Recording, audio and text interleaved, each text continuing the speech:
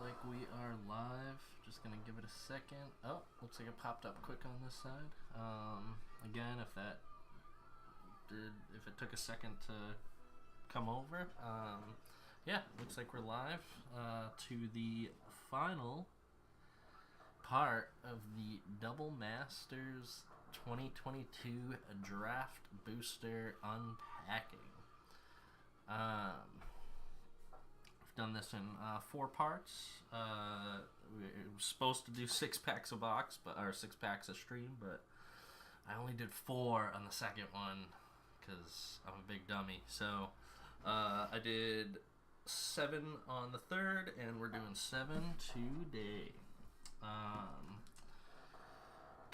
Braden will be joining us in a little bit. It was actually shout out to my nephew Gibble. It was his doggies. Oh, give me one sec. Yeah, I'm getting good at locking that door. I was just saying it was Gibble's birthday today. So he had to make him a special treat. How did he like it? You cooked him something, and then what did he have? The cake for dessert? Oh, he's been having cakes all day. Hell yeah. Oh, cakes. But yeah, today is the final unpacking, and whoa, what is that? Is that me? No, it's not on YouTube. Oh, gotcha. So, without further ado, let's dive in. We're hoping for a mana crypt or something else crazy in here. So, you saw that thing I sent you? That girl pulled a mana crypt in the mystery box? That's crazy. I didn't even know there were Ixalan packs in there. Yeah, Brent, thank you. Manifest that shit. Also, hello, Brent. Thank you for hanging out. So yeah, without further ado, let's just dive in and start cracking. Making sure I got everything. I think I do. Y'all should be able to hear me, so let's dive in. Alright, pack number 1 of 7. I'm using your method, Brent. We're going to move all the goodies to the back. So it is token, mana, or land, foil, rare. Boom. Alright, on the back now, and let's see what we get. Alright, right off the bat, we get a Myth Realized. It's a 1-drop. It's an enchantment. Whenever you cast a non-creature spell, put a lore counter on Myth Realized.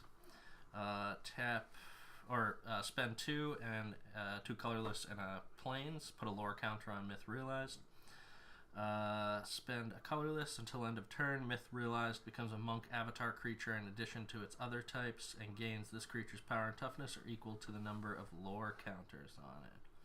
That's interesting. Seems like it would take a while to get it bulked up, though. Oh! I've seen one of these before. I think Jeff used to play this card. Oh, classic. Rancor? Played in every format.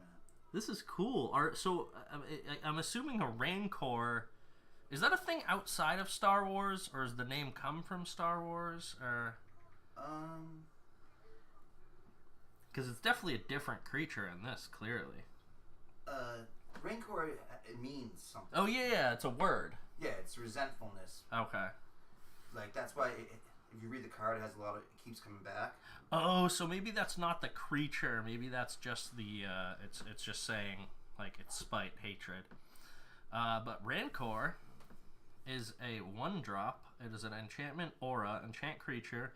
Enchanted creature gets +2/+0 and has trample. When Rancor is put into the graveyard from the battlefield, return Rancor to its owner's hand. Hatred outlives the hateful. I do remember, just as far as art is concerned, this was one that I noticed. It's been played in every format. Okay. It's an old card, right? Yeah. Yeah, again, it's a feeling. Okay. Yeah, I could be wrong, but I'm like 90% sure I first saw this in one of Jeff's decks. One of his green decks, I'm assuming. Yeah, it's like, if you read the flavor text again, it's about, like, long-standing resentfulness. Okay. Hatred outlives the hateful. That's really cool. I just love that art. And this is the original art, too. Yep. So I wonder if there are variations on that. Ho, love this one. That is a gorgeous looking card. So we got Terminate. It's a... Great card. Great card. 2-drop. It's an instant. It says destroy target creature. It can't be regenerated. Yeah, this Brent, I'm with you. This thing is some sort of... I was about to say describe what it is, but the flavor text does. Some sort of giant lizard bat thing. Yeah, we shot it. No, nothing to clean up. Arkel, Chief Exterminator. It's like a pterosaur kind of thing, but maybe a Phyrexian pterosaur or something? Can't tell. Either way, that is a gorgeous card. It's going on the left. It's not a rare or anything, but I really like it. Settle Beyond Reality is a 5-drop. It's a sorcery. Choose one or both. Exile target creature you don't control. Exile target creature you control, then return it to the battlefield under its owner's control. Interesting. Yeah, I like the art on this one too. I have no idea what's going on, but that's a gorgeous card. It's just got great colors on it. Oh yeah, those look great in foil. Oh yeah. Hey, here's hoping. Oh, we got a Winged Coatl, another one. Pulled this on a previous stream. Anointer of Valor is a 6-drop. It's a creature angel with flying. Whenever a creature attacks, you may pay 3. When you do, put a +1/+1 counter on that creature. Oh, this is a beautiful card. This I really like. Thought Scour is a 1-drop. It's an instant. Target player mills 2 cards and then draw a card. Sleep and dream and snore while we complete our chore. Fey rhyme. Yeah, people love Thought Scour. Love it. Oh, really? It's a is it like a blue staple or? It's what's called a cantrip. What's a cantrip other than like? It's something that lets you draw a card and has another effect. Oh, okay. So it might not be too powerful, but it's still a good little mill. And yeah, Brent, I'm with you. 2 borderless in 1 pack. I think this is a good pack. I'm feeling good about this one. Supernatural Stamina is a 1-drop. It's an instant. Until end of turn, target creature gets +2/+0 and gains when this creature dies. Return it to the battlefield tapped under its owner's control. I forgot to say I really like this art. Whatever's going on, this sort of goat being. It's not exactly a fawn. No. What is Yeah, fawn. Okay.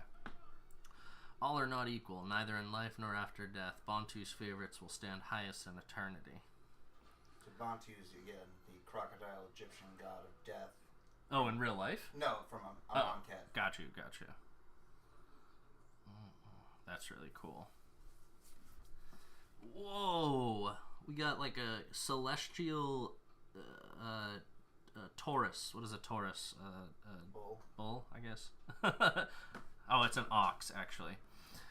Perforos Emissary is a 4-drop. It's an enchantment creature. Ox has bestow 6 and 6 colorless and a mountain.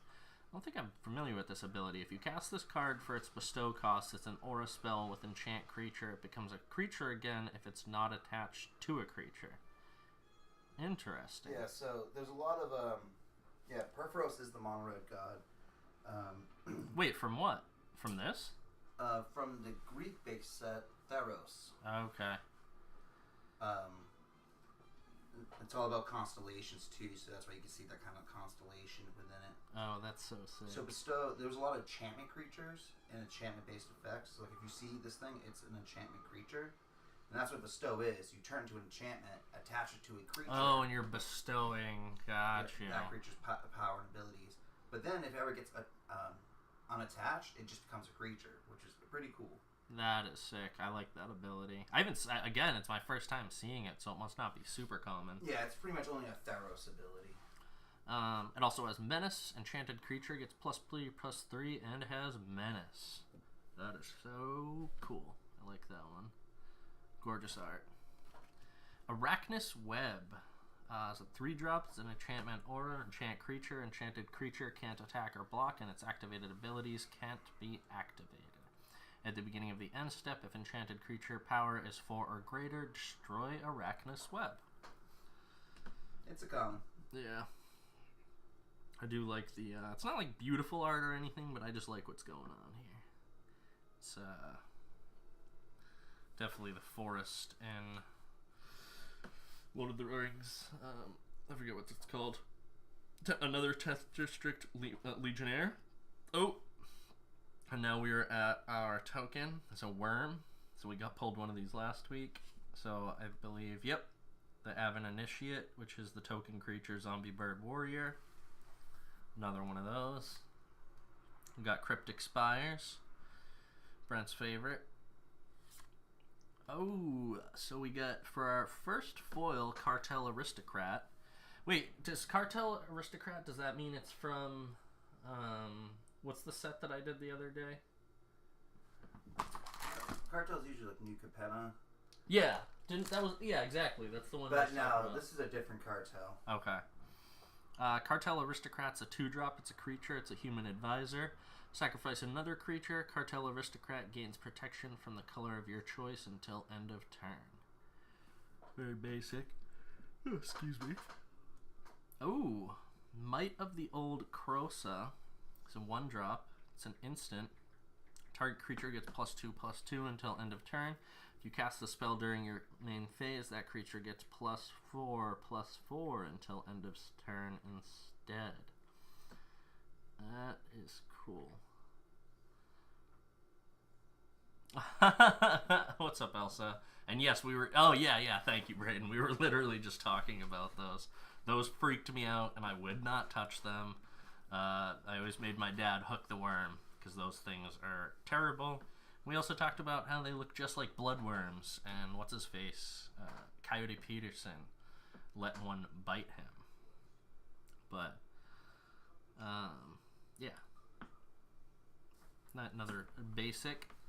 Alright, so for our first rare, we've got Thousand Year Storm. It's a 6-drop. It's an enchantment. Whenever you cast an instant or sorcery spell, copy it for each other instant and sorcery spell you've cast before it this turn.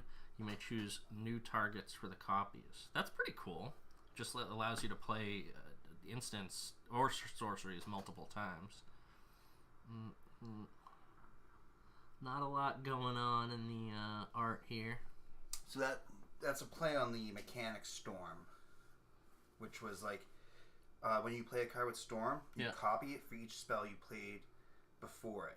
Okay. So this kind of gives a Storm vibe to your cards. Oh, that's cool. It's good in Storm, that's for sure. Wait, we went fishing, Elsa? I do not remember that. Also, cool, I guess, memory for you, because I do not remember that.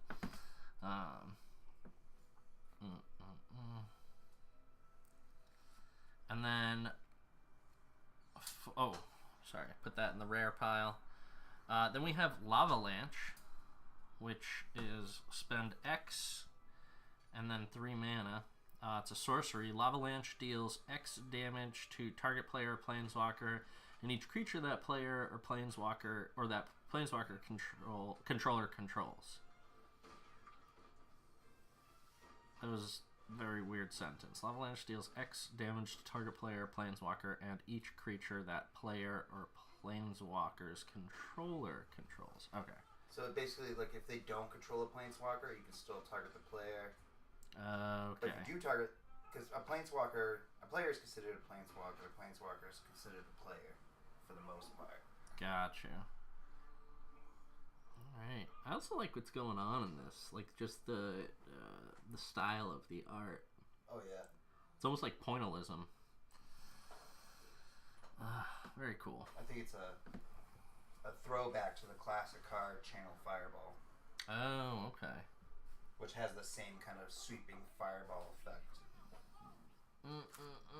Alright, so 1 pack down. On to pack number 2. Cross your fingers for something good. What, you get a phone? case for your phone that you don't even have. Yeah, dude, they canceled it again. I have no idea. What really sucks about that, though, is I called them when I noticed the order looked weird, and I was like, hey, this order looks weird. And I spoke to 2 people, and they're like, no, it's fine. They just gotta need 24 hours to review the order, and both times it's been canceled. I know my shit, bro.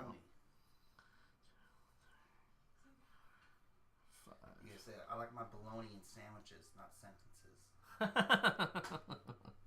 That was major baloney. Oh, we got a Civic Saber. It's a 1-drop. It's an artifact equipment. Equipped creature gets +1/+0 for each of its colors. Equip 1. Oh, also, did you bring your magic cards? No. No. I should have, but I can play your mouse. Yeah, let's play, or that or Crimson, what the hell, whatever it's called. I always want to call it Crimson Tide. Yeah. Alright, Crackling Doom is a 3-drop. It's an instant. Crackling Doom deals 2 damage to each opponent. Each opponent sacrifices a creature with the greatest power among creatures that player controls. Oh, damn. Great uncommon. Yeah, that's kind of devastating. Not that it does a lot of damage, but you like to kill people's strongest creature. That sucks. What's great is that it's each opponent, so it doesn't include you, obviously. Yeah, that's my first thought. Is I was like, oh, I wonder if it targets me as well, but nope. Oh, man, is it again just 2? 3. Okay, that's still. In the middle cabinet, there's tortilla chips, nacho cheese ones, late July, and then in the fridge, I've got late July brand salsa, which is actually really good. See all these cans of chilies. Yeah. I know, it's for the eggs, like you told me. So, Crackling Doom. Oh, we got another Sidraxis Spectre. I think we already pulled one of these, the Bloodwater entity. Yeah, you commented how they look like, Oh, no, never mind. I was looking at the wrong card. Yeah, you did. Yeah, we did. Because Brent said something about, like, something about Guy, and I was like, that's a creature, but... yeah. Shadowborn Apostle is a 1-drop. It's a creature human cleric. Great card. A deck can have any number of cards named Shadowborn Apostle. Spend a swamp, sacrifice 6 creatures named Shadowborn Apostle. Search your library for a demon creature card, put it into the battlefield, and then shuffle. Would that be good in Tim's demon deck? Not so much. Okay. But it's good in a demon like tribal deck. It's also great that it's just a common, right? Yeah, and it breaks that 1 per deck rule. You know, people just love that gimmick. It's a fun gimmick. What is it called? Highlander, right? Well, it's called Singleton format. Singleton, that's it. Knightly Valor. It's a 6-drop. It's an enchantment aura. Enchant creature. When Knightly Valor enters the battlefield, create 2/2 white knight creature tokens of vigilance. Enchanted creature gets +2/+2 of vigilance. I'm like 90% sure I pulled this one last time. But you're not wrong with the Highlander comment. Yeah, there could be only 1. Yeah, that's where the EDH comes from. Thought Scour. Wait, didn't I just pull another Scour? What the hell was it? I think you pulled the alternate art. Did I? Yeah. I literally just did. Where is it? Yeah, you put it in the cool cards pile. Oh, yeah, you're right. The alternate art. Oh, cool. Boom. So, Thought Scour and Thought Scour. That's super cool. I still don't think people can hear me at all. I think they can, because I rewatched one of my videos and you were in the kitchen saying something and I could still hear you. All right. Can you hear Braden? Tell us if you can hear everything Braden's saying.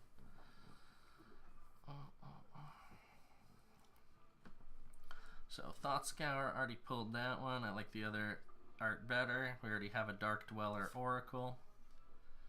Yeah, Brent says we can hear you. You're using the mics Brent gave you too, right? Yeah, this one. I actually have the other one and I forgot to test it, but I didn't want to like use it on a stream just in case it didn't sound super great. But yes. So we already pulled one of these. Fiery Fall. This is totally... Lion King. No, I was going to say Gandalf. Falling with the Balrog. Oh, no, I was going to say... Oh, my stomach's making noise. The Scar scene. Yeah, that too. No, I knew what you meant. Did everybody hear Brayden's stomach make noise? Fiery Fall. It's a 6-drop. It's an instant. Fiery Fall deals 5 damage to target creature and has basics, land cycling, spend 1, colorless, and a mountain. Fund feasts on the unprepared.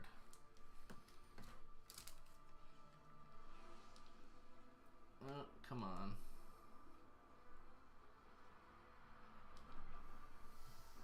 There we go. Oh, got another grapple with the past. I like this card art.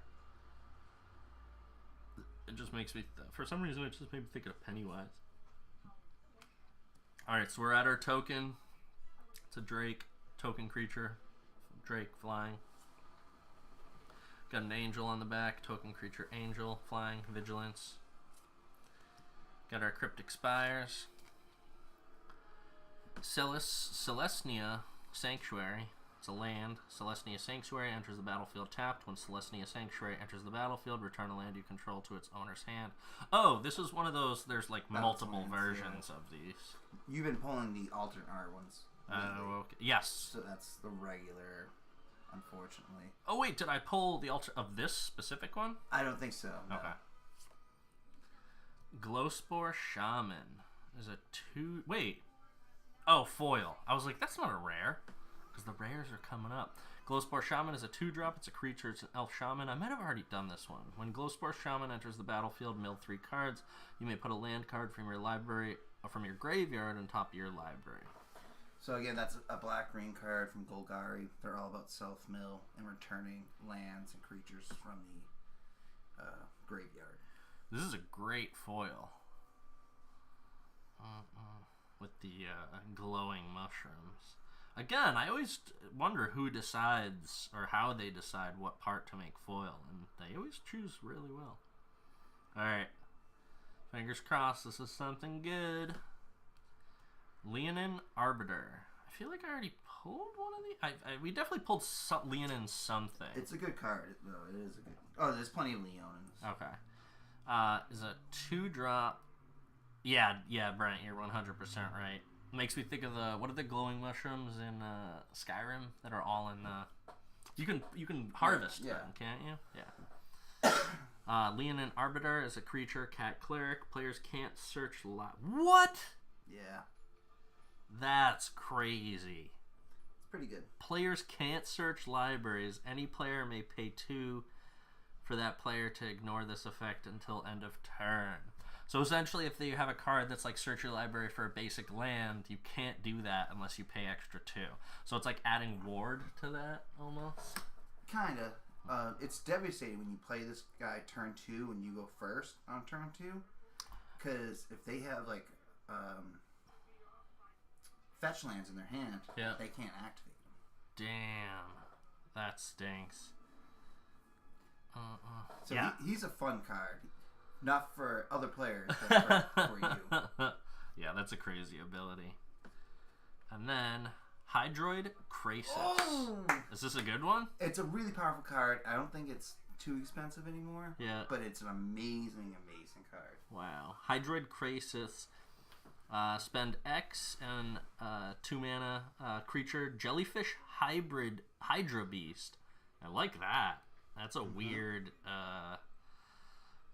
why can't I think of what they're called? What are creatures that are a chimera? So it's a cool, weird chimera. Things that you never thought would go together.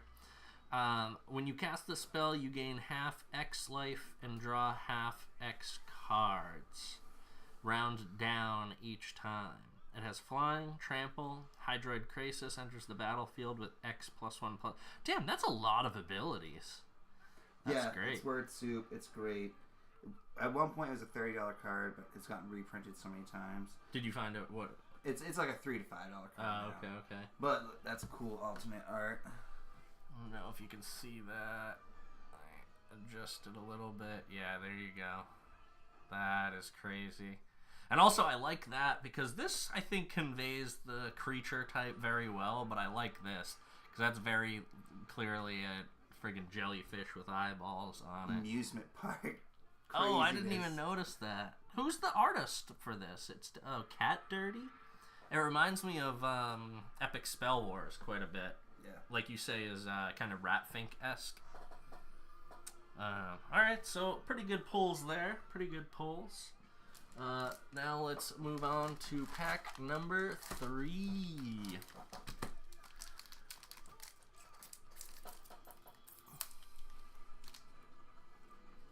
Oh, I didn't even think of that. Brent says the Leonin stops tutors as well. Oh yeah, of course. But I'm saying, early game, you get that thing on turn 2 and someone has a fetch they plan on playing and haven't, they're pretty much shut down. Especially if somebody, I mean, they're shut down for quite a few turns.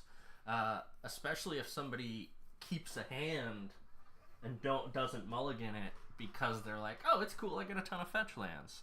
That sucks. What's funny is there's another card called Even Mind Sensor that's in this set. And it's when players search their libraries, they can only search the top 4 cards. What? And it's a white creature. That so is if you have devastating. both those out, they have to pay 2 just so they can search only the top 4. Oh my god. That is so devastating. Me. Ooh, I really like the art on this one. That is a beautiful card. Summer Bloom. It's a 2-drop. It's a sorcery. You may play up to 3 additional lands this turn. Wow. That's always fun. But you have to have the draw to get those lands. Unless you have tons of lands in your hand. Yeah. Which is sometimes a bad thing. I mean, it's mostly a good thing, but it just means you don't have other cards to play. Mm-hmm. Wow. Do like the art, though. Yeah, that's... Again, that'd be sick in foil. Oh, this would be gorgeous. I have to imagine the aura around her would be foil, as well as the flowers. Scab Clan Giant. Did I already pull one of these? I can't tell. Scab Clan Giant's a 6-drop. It's a creature, giant warrior. When Scab Clan Giant enters the battlefield, it fights target creature and opponent controls chosen at random. For the Gruul Bone Crushing Rage, the first priority accuracy comes in a distant 19th. Yes, I figured that's what you meant, Elsa. You think you pulled Scab before? I always pull my Scab. Mentor of the Meek. Got another borderless. It's a 3-drop. Sure, that's a good card. It's definitely an uncommon, so it's a creature, human soldier. Thank you, Elsa. Whenever another creature with power 2 or less enters the battlefield under your control, you may pay 1. Yeah. If you do, draw a card. Yeah, it's great. One's called White Weenies deck. So a weenie is anything that's like 2 or less. Okay. So that's what one of the white strategies is known for. So yeah, he's a great card, great art, and scabs are homemade beef jerky. I like the flavor text on this. Today's the last day you'll fear sewer crocs, Garg. From now on, the sewer crocs will fear you. I don't know why it says that, but it makes me think of Brent's campaign. Oh yeah. You got some sewer crocs. Oh, nice. Nothing crazy alternate art-wise, but I love me a good borderless. Last Breath, it's 2-drop. It's an instant. Exile target creature with power 2 or less. Its controller gains 4 life. So you could do that on yourself, of course. Yeah, if you were starting for life. But hey, you want to use it against your opponent. You want to get rid of one of their mana dorks. Dreg or Dreg. It did look very familiar, so you might be right, Elsa. And it does. It looks like Hella or Hell.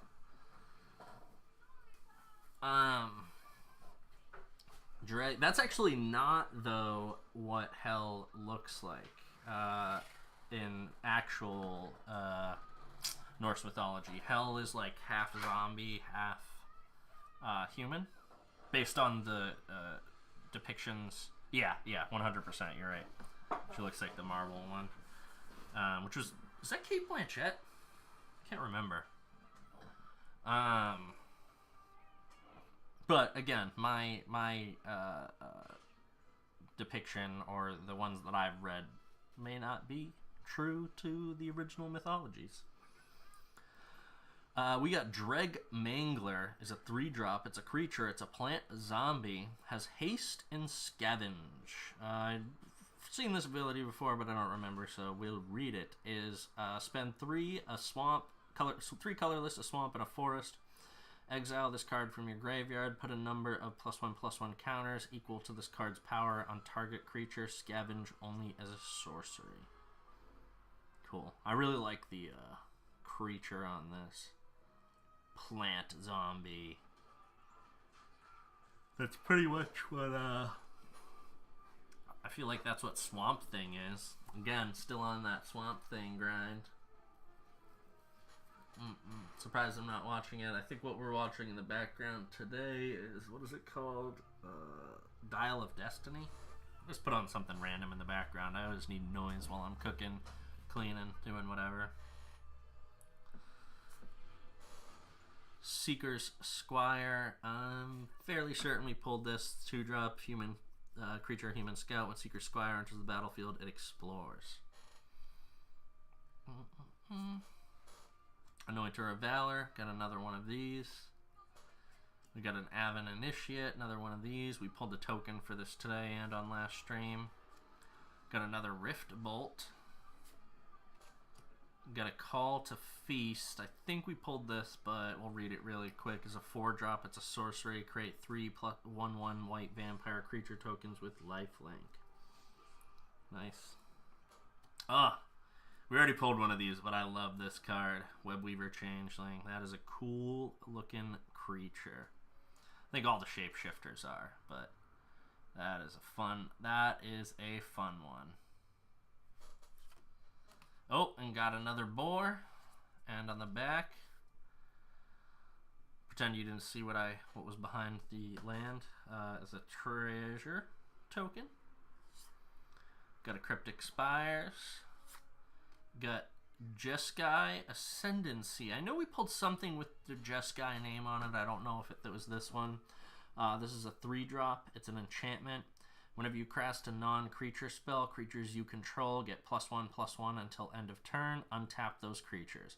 Whenever you cast a non-creature spell, you may draw a card. If you do, discard a card.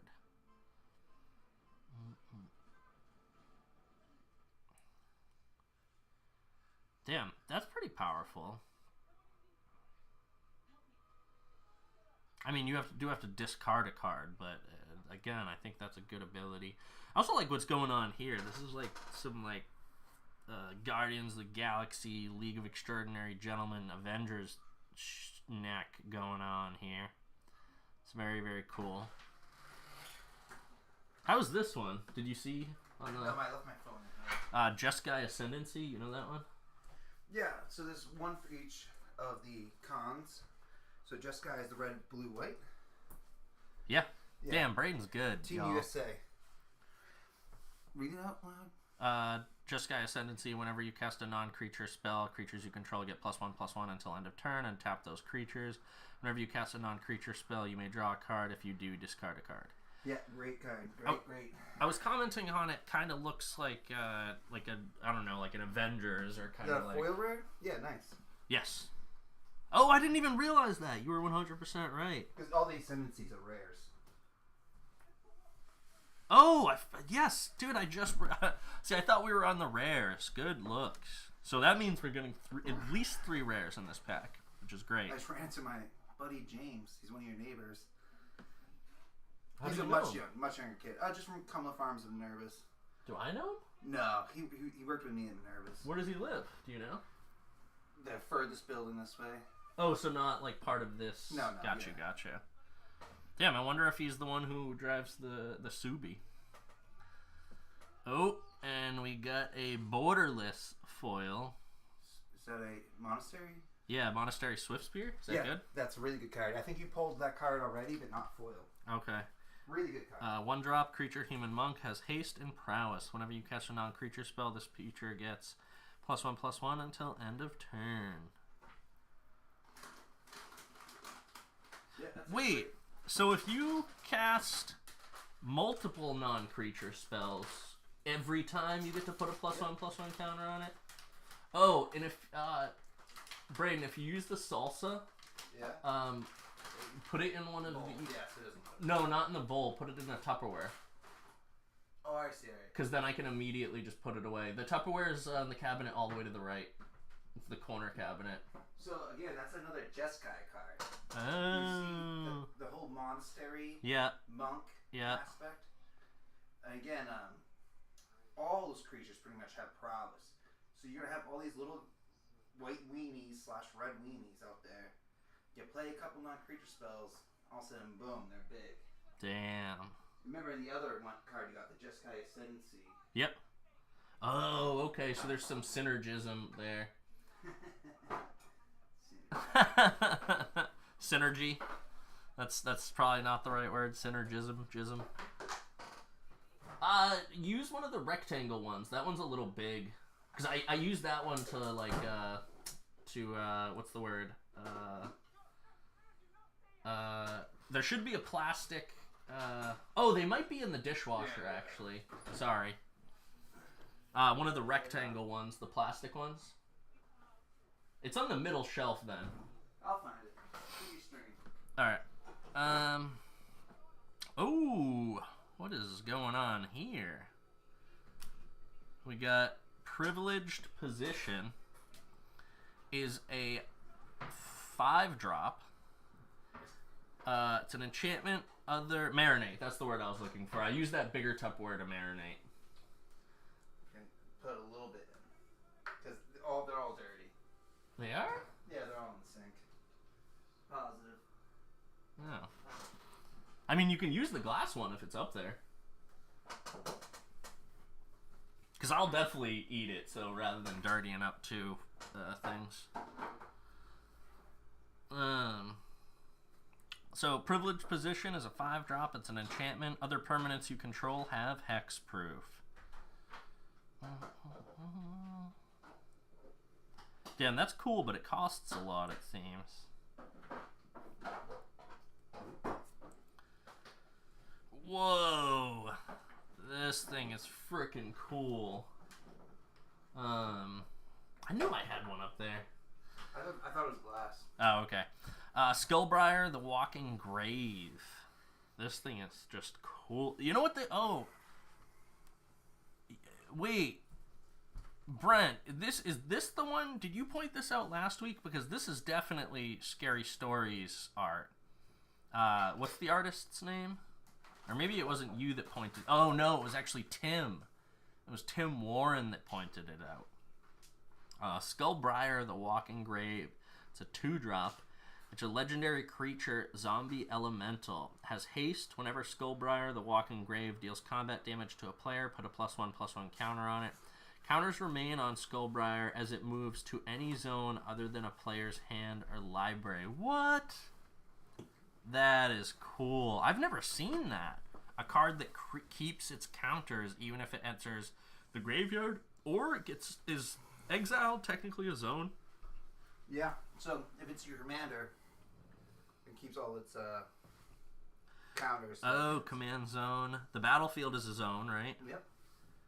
Graveyard, exile. Interesting. I think the only place is your hand that it would. Yeah, it specifies either the player's hand or the library. All right, some cool pulls for the rare pile. Again, a foil rare, always nice. I know that's nice when in the foil slot you get a rare. All right, so pack number 4. Have you noticed how many uncommons you get? Is it 4 uncommons? Ooh, I don't know if it's that should be something I pay attention to, Yeah, but they seem random. Like I think it's 4 uncommons. Okay. Usually you get 2 uncommons. So if it's double... Oh, everything's doubled. I Interesting. think except for the commons. Here, read. It should say... 3 to 5 uncommon. Yep. Yeah. Because I think most of the time you get 4 uncommons.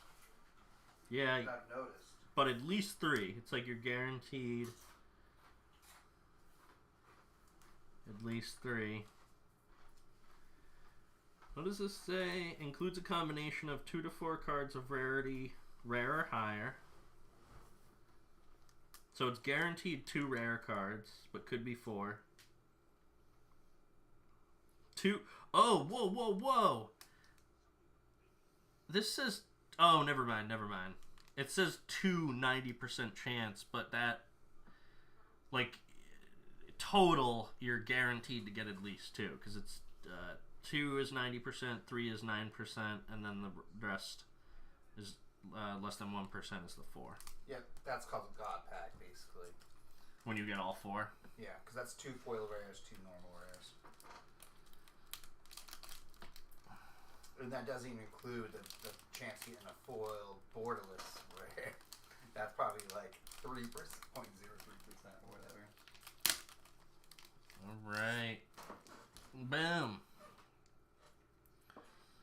So we got token, land, foil, rare. Whoop. Put it on the back. Stagger Shock is a 2-drop. It's an instant. I really like the art on this one. Stagger Shock deals 2 damage to any target and has rebound. If you cast this spell from your hand, exile it as it resolves. At the beginning of your next upkeep, you may pass this card from exile without paying its mana cost.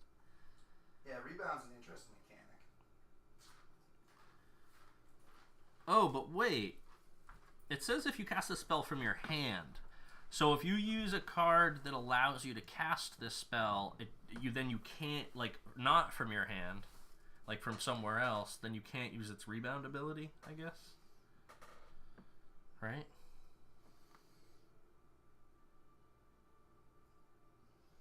You have to cast it from your hand. You can't cast it from like the top of your library or from exile.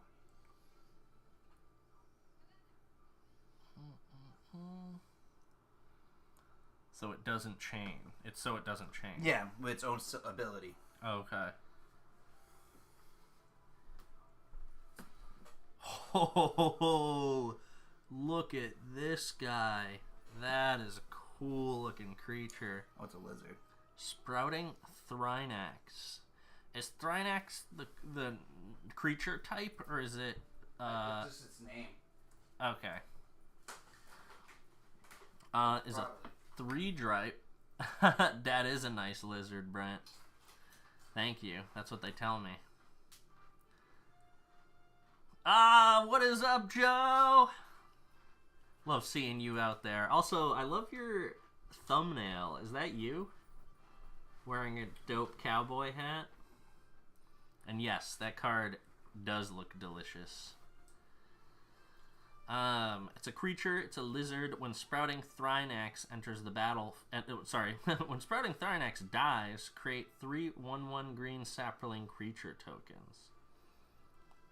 The vast network of predation on Fund has actually caused some strange creatures to attack... Wow. Creatures to adapt to being eaten.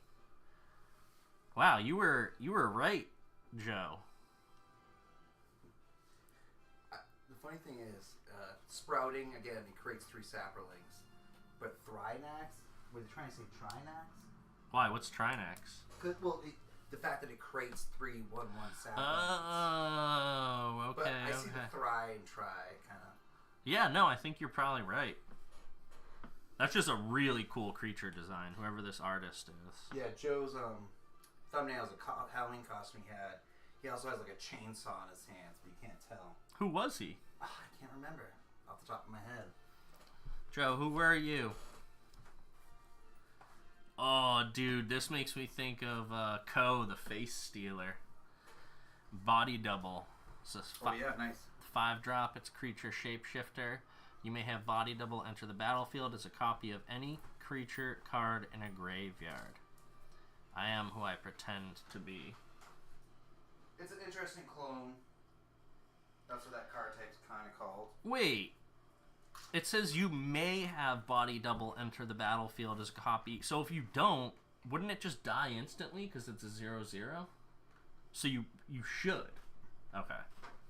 Unless you can find some way to put counters on it, but then it would be pointless. The thing is, someone could instant remove their graveyard. So, like, it has to say may, because if there's nothing, like, it stops the card. Okay. So you have to have the may.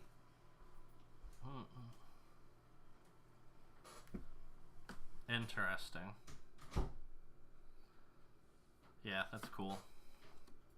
Agony Warp is a 2-drop. It's a target. It's an instant. Sorry. Target creature gets -3/-0 until end of turn. Target creature gets -0/-3 until end of turn. Like what's going on and whatever's going on here.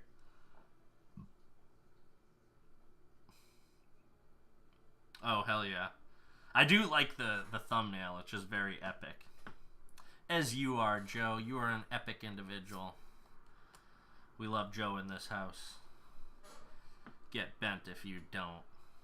Another Knightly Valor. I definitely pulled that last week. Wow, I can't speak. Avon Initiate. Another Severed Strands. Militia Bugler is a 3-drop. It's a creature. It's a human soldier. Has vigilance, and when Militia Bugler enters the battlefield, look at the top 4 cards of your library. You may reveal a creature card with power 2 or less from among them and put them into your hand. Put the rest on the bottom of your library in a random order. So I wonder if I've been missing it that all the uncommons are together and then all the commons are together. I like how these packs are ordered. I still don't get why all the rare stuff is on top. It's way more fun than the American style is to put the rares on the bottom, which we've been doing thanks to Brent. Lava Coil is a 2-drop. It's a sorcery. Lava Coil deals 4 damage to target creature. If that creature would die this turn, exile it instead. Nice. Oh, we got another Annoyed Altasaur. It's a cool dinosaur. It's a crested brachiosaur.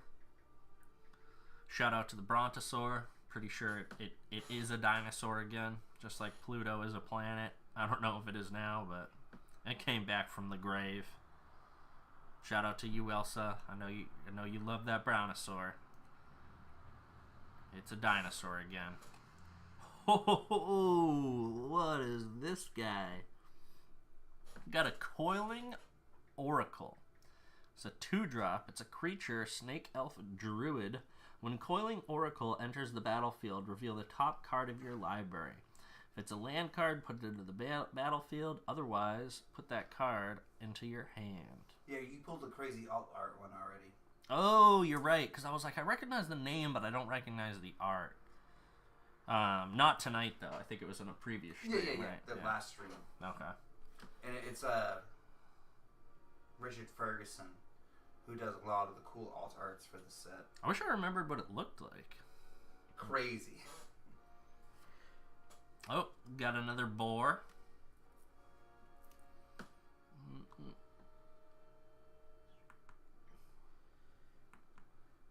Come on. What is this doing? Some credits. No, I know. I was trying to put on something else. That's brutal. What? What's brutal? Elsa's comment.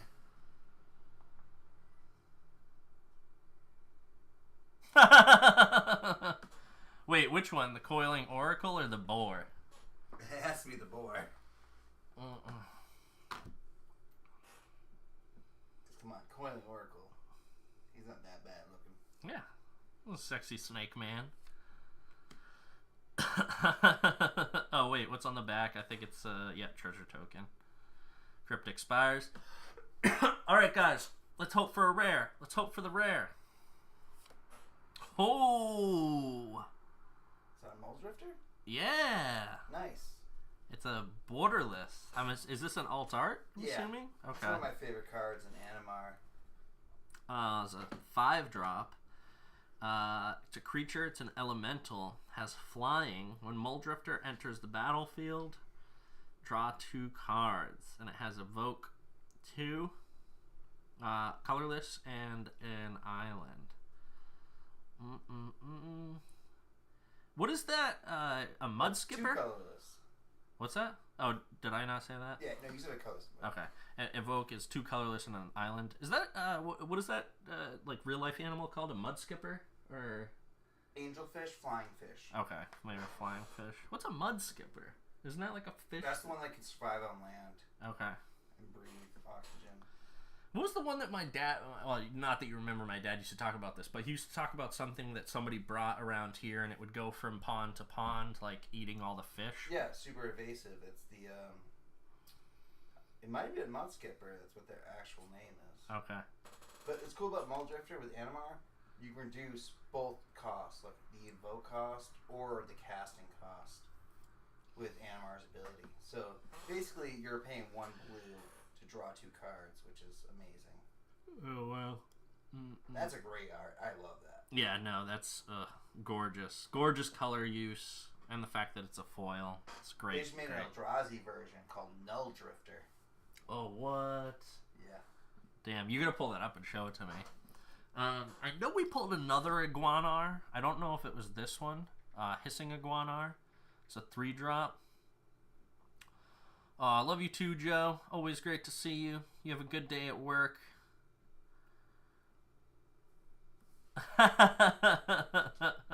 Thank you. I'll talk to the poltergeist from now on.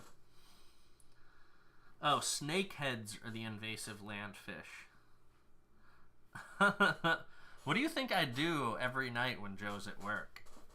I always wear his robes. Hissing Iguanar. I really, really like this card. This art. A lot of cool colors. It's great as a foil. Is a 3-drop. It's a creature. It's a lizard. Whenever another creature dies, you may have Hissing Iguanar deal 1 damage to target player or planeswalker. Yeah. It's a common. Yeah. Yeah.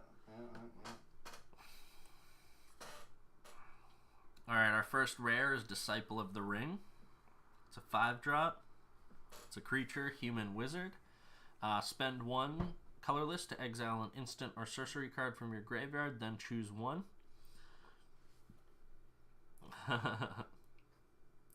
Counter target non-creature spell unless its controller pays 2. Disciple of the Ring gets +1/+1 until end of turn. Tap target creature. Untap target creature.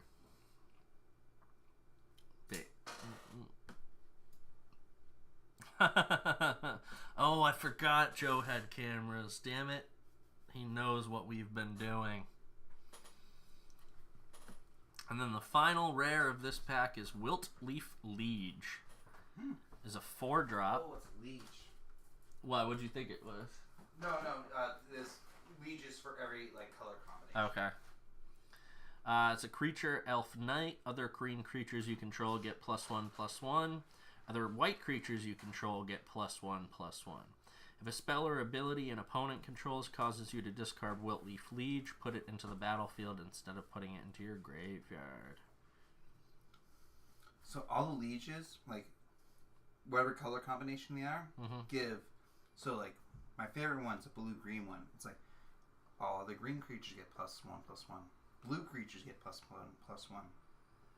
And its ability is untap all blue-green creatures. Pretty beast. Oh, it's wow. the best one, but they're all cool like that, where they buff both colors and give an additional ability. And that's still a decent one. It's an interesting mechanic. Yeah, and I like this. It's like a rabbit horse or something like that. We get a little fox guy in the bottom.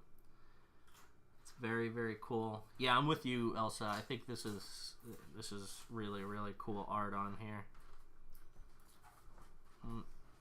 Elf Knight. I just like the rabbit horse. Whatever's going on there. Right, I'm sure Brent's supposed to chime in. Rabbit horse makes me think of Dark Crystal. Wait, they have rabbit horses? Oh, yes, yeah, I remember. This is the Null Drifter. Oh, that is crazy. So it's pretty much the same thing as Mole Drifter, but it's an Eldrazi, has Annihilator, and it's completely colorless. Minus it's Evoke. Is it the same abilities? When you cast a spell, draw 2 cards, flying, Annihilator. So it has Annihilator, unlike the other one, because Annihilator's just for Eldrazi. Got you. So it's the same abilities except for Annihilator. The other cool thing is it's 7 colorless. With Animar, he reduces colorless mana. So I could technically play this for free. Holy shit. Eventually, if I have enough counters.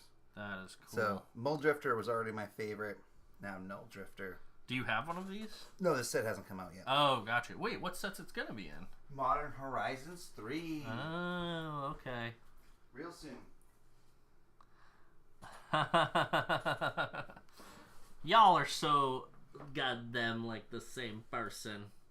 Brent, I don't know if you saw Brent's comment. He was like, I was just about to say that. Alright, on to pack number 5. Brayden, you want to do pack number 6? Alright, total 7. Yeah. Yeah. So that's the second to last. Oh, I got all the way down when I peeled it. Look at that. That means this is the lucky pack. This is the lucky pack. Right now. Foil Eldrazi Portrait. Is that the rarest card in this set? No. One of the most expensive. But the fact that we're just talking about Eldrazi, it'd be... Alright, we got Scion of Darkness.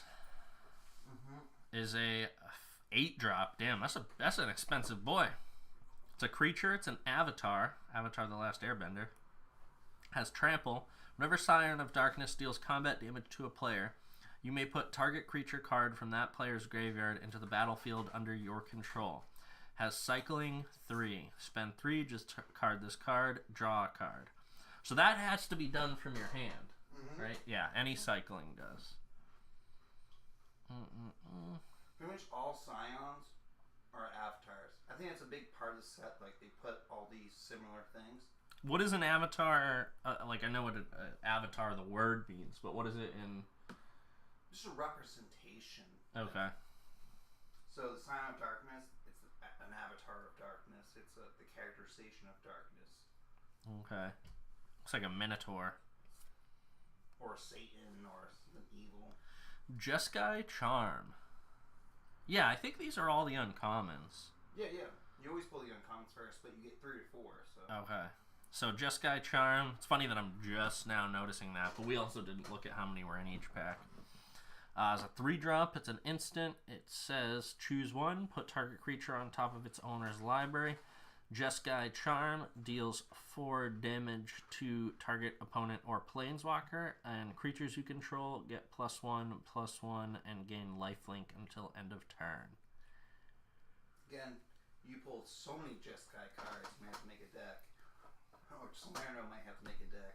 Yeah, seriously. Team America, the Charms, again, you've pulled several other ones. They're just toolboxes. They have so many effects. They're all decent. And it's modal. It's modular. It's like you can use the one that's most appropriate. Oh, I love my spiders. I can't remember. This might be one that I have in my spider deck. I literally can't remember. Arachnus Spinner is a 6-drop. It's a creature. It's a spider. Has reach. Tap and untap spider you control. Whoa, that is some synergy right there. Search your graveyard and or library for a card named Arachnus Web and put it into the battlefield attached to target creature. If you search your library this way, shuffle. That's a fun card. It's weird that it names a specific other card. There's other cards that do that. Okay. No, but that's fun because, again, it's 6 mana, but it's a 5/7 reach. It gets a big butt. You know, your commander already gives it Death Touch. Damn, that would have to go. If it's not already, that would have to go. And also Arachnus Web. But I feel like... So Arachnus Web has to be in the set. If it mentions it, it has to be in the set. Okay. Brent says I already pulled it. Let me actually look up really quick what it looks like. Yeah, I'm looking at it. Arachnus. Oh, you just pulled it. Oh, yes. Brent's 100% right. We literally pulled it tonight. No, yeah. Actually, yeah, Brent, we pulled it. I mean, I might have pulled another one, but we literally pulled it tonight. So, Arachnus Spinner. Love me some spiders. Which I'm proud to say that I've used to have a deathly fear of spiders, and now I love them. I think they're super cool. They're super interesting. Oh, got another winged coatl. Another Jeskai Elder. Love the old lady monk. Skeleton Archer. I'm like 90% sure I pulled this, but just in case. Skeleton Archer is a 4-drop. It's a creature. Skeleton Archer. When Skeleton Archer enters the battlefield, it deals 1 damage to any target. Soul, flesh, even eyes. None of these are strictly necessary for deadly precision. And I literally just remembered I have a copy that I did not finish.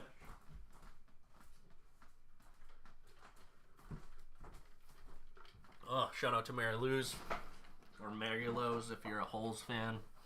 I genuinely don't know if people have those. I feel like that's a New England thing, but could be wrong.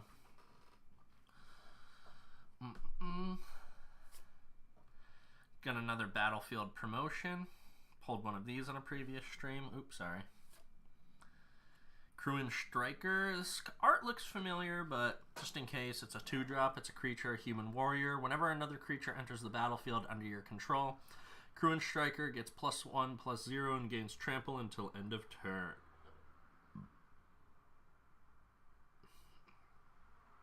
Not bad.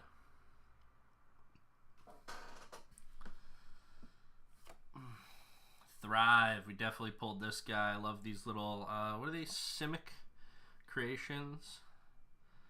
So those are little lizard creatures. I forget what these are called. This type of lizard, Braden knows. I think Tim Holmes talked about wanting one, maybe. Elsa, I think you also know what these are called.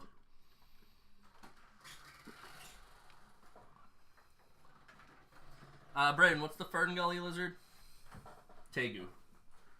Yeah, but it's played by Tom Locke. What? Is the actor? He's a singer. Oh, okay. Funky Comadina. Because that's what these are. Tegus, yeah. Very cool. You already pulled that card, yeah. Yeah.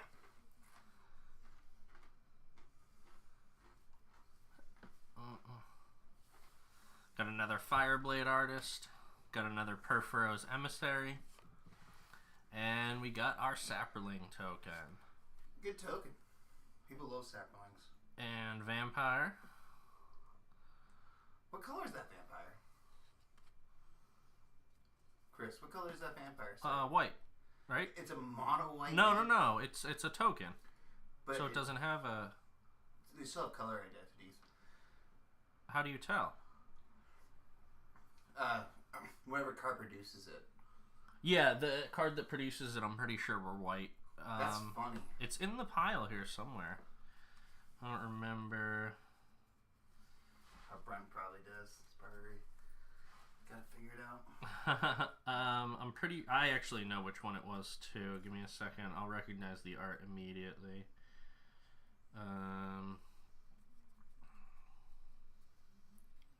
Unless it was a rare, but I don't think it was.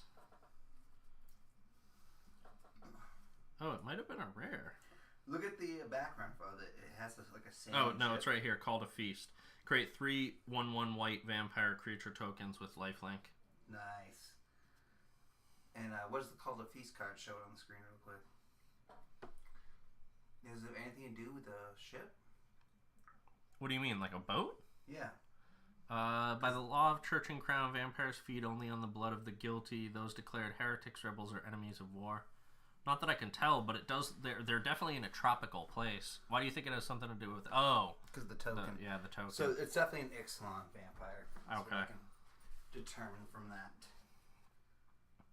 What were you trying to type, Elsa? The Tengu eggs. You know, you know. Ooh. I don't know what was under that. So we got our Cryptic Spires. Lightning Bolt.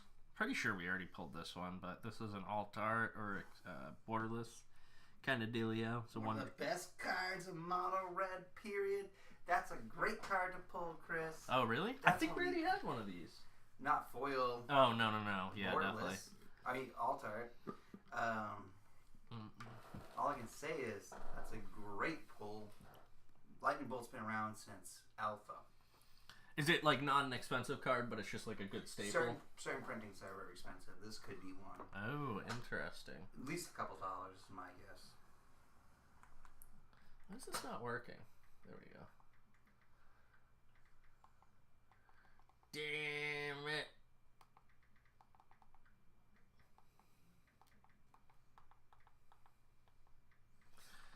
Alright. Great card. Lightning Bolt deals 3 damage to any target. Mono red. Yeah, that's a beautiful, beautiful looking card. Oh, now we got a foil Thought Scour of the non-alt art. Lame. Alright, and for our first rare is Machias the Lunarch. Oh. Is that good? No, well, there's a better Machias. It's still not bad. It's just, there's a better Machias. Wait, what did you say, Brett? Oh, yes, LB. I'm like, acronyms, dang it. Machias the Lunarch is a X+1 drop, legendary creature, human cleric. Machias the Lunarch enters the battlefield with X+1/+1 counters on it. So I feel like when something spend X plus mana, it's 9 times out of 10, maybe not that ratio, but like the X is how many counters you put on something. But I really like when the X represents like some other complicated mechanic. So you like that? What? Yeah. Because again, it can get convoluted. Yeah. Well, there was another card that the X did so many things on it. I forget which one it was, but actually, let me check really quick. No, even like my clone token deck, X can do some crazy stuff. This one, the Hydroid Krasis. Oh yeah, that's word soup on that card. It's so awesome. Like this is what I love. It's like when you cast the spell, you gain half X life and draw half X cards, round down each time, and then it also gives it +1/+1 counters. Because I feel like giving something X+1/+1 counters is like the basic ability of an X card. Yeah. So. Or if it's a enchantment or sorcery, it deals extra damage or draws that many cards. Is there a word for that? The whole X mana thing, or is it just X mana? Yeah, X mana. Okay. I don't know if there was like a word for the mechanic or something. And then our final rare of this pack, drum roll, is Twin Flame. It's a 2-drop. It's a sorcery, has Strive. The spell costs 2 colorless and a mountain more to cast for each target beyond the first. Choose any number of target creatures you control. For each of them, create a token that's a copy of that creature, except it has haste. Exile those tokens at the beginning of each end step. Wait, when you create a token of a creature, that has summoning sickness? Of course. I never thought of that. Unless that creature has haste. Yeah, I did get a lot of mythics last. Not a lot, but more than this time. Time to turn around that with the final 2 packs. I agree with you, Brent. Also, again, thank you, Braden. Like, share, subscribe if you want more MTG video game and unboxing streaming. Up next, again, I don't know. I still haven't decided, but the next one will be fun. All right, Braden, you are up. Pack number 6. I gotta eat some of those chippies.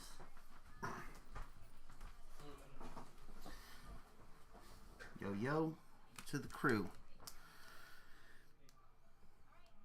Double masters for you.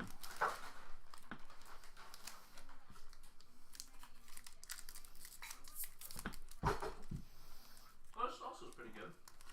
There's a lot of cards we're looking for. A lot of big money hits still to be seen. Again, I love my Eldrazi. Remember to pop those in the back.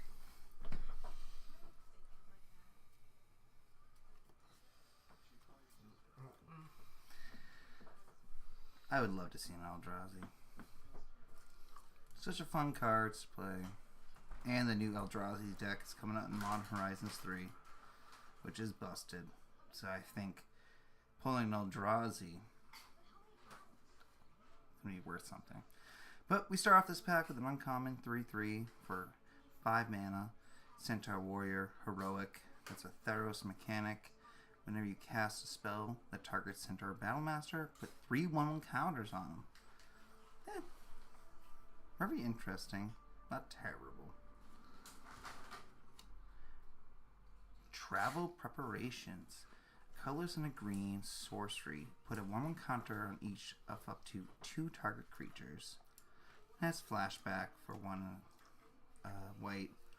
A Selesnya card. Is that the set it's from? Yeah. Ooh, actually, I just looked at this. I like the flavor text on this one. A herd is only strong as its weakest.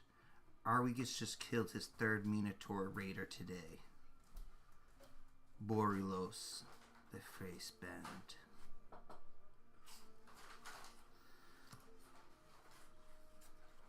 Oh yeah, Smith Growth Chamber. This is another one of your classic bounce lands. Chris has already pulled multiple of these. More so in the alternate art, which is cool. I think this is the alternate art slot or the next one. That one looks familiar. Oh, that's one of, what do they call those? The bounce lands. Bounce lands. Yep. Got another Glow Spore Shaman. This is a non-foil. Chris already pulled the foil. From death she grows, living grandeur. We're getting to the commons now. Deranged Assistant, yeah. We already pulled this. Tap, mill a card, add a colorless. I think this card actually will see play in the new 5-color Eldrazi deck, which sounds weird because Eldrazi are colorless, but the new commander is 5-color. I think the one we already pulled of that was a foil. Yes. Liliana's Elite. Liliana's a Planeswalker. Liliana Vess. Is she a zombie? No, she controls the undead. Okay. Like no other. So she's a necromancer? Yes. You have to admit Gideon, who's another Planeswalker. Gideon of the Black Blade. He has great form. So Liliana's Elite gets 1/1 for each creature card in your graveyard. That's great. Yeah, you know. Black Mill, Zombie. There's a lot of combos that can use that. Doom Traveler. The 1-drop. I always love my 1-drops. It's 1 for 1/1 human soldier. When Doom Traveler dies, create a 1/1 spirit creature token with flying. Oh. He becomes a ghost. I don't think, have we gotten a spirit creature token? I'm not sure. I'm sure there has been one come up, but he vowed he would never rest until he reached his destination. He doesn't know how right he was. Because he can't rest because he's a ghost. That's what that means. Ooh! Whoa! Spell Pierce. People love this card. Great cantrip in a way. Even though it's not a true cantrip. You don't draw, but counter non-target creature spell. Lets the controller pays 2. That's definitely going on the side pile. What is it, a common? Yeah. And I like this little Gelfling in the back. Brent will see that. That's definitely a Gelfling. Oh yeah, you're right. It's an elf, right? Nah, that's a Gelfling. I mean, it looks like one, but in universe, it's an elf, right? I don't know, because it's so small and short. Oh, are elves tall? Tall, thin, lean. Interesting. And she has very pale skin.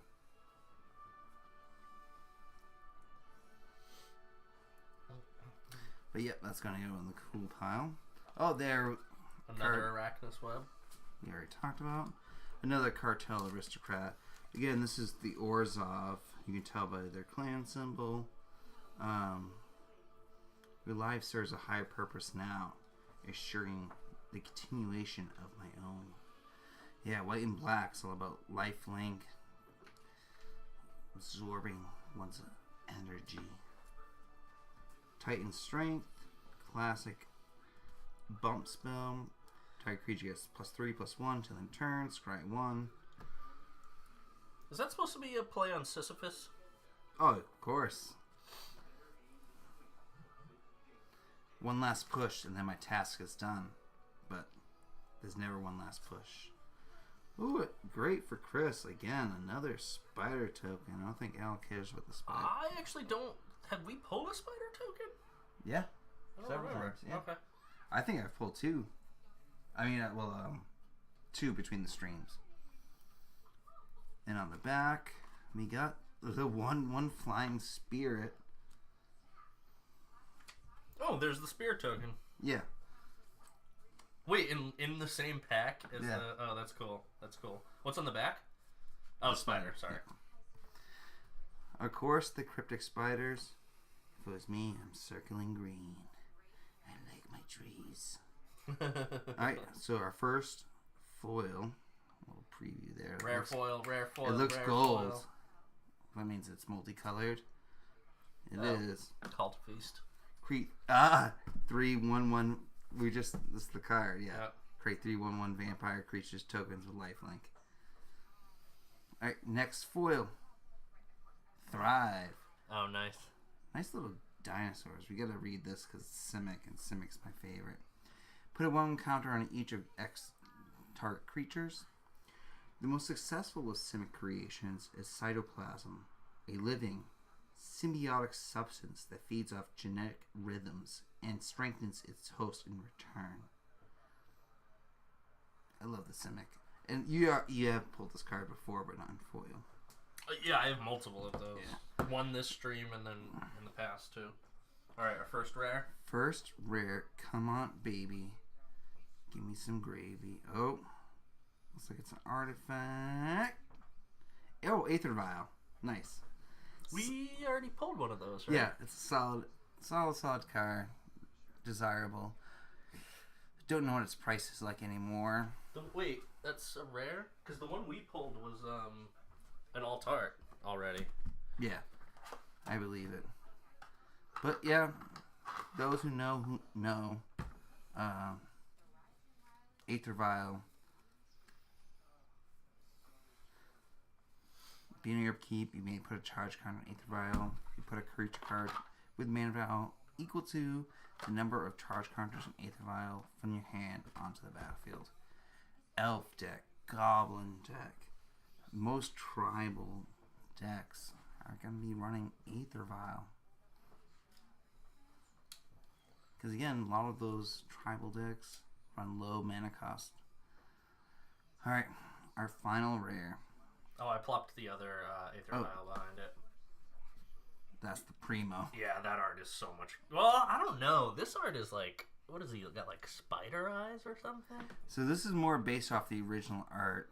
It's more Mirrodin, which set that it came out of. Mirrodin is a plane of artifacts that became New Phyrexia.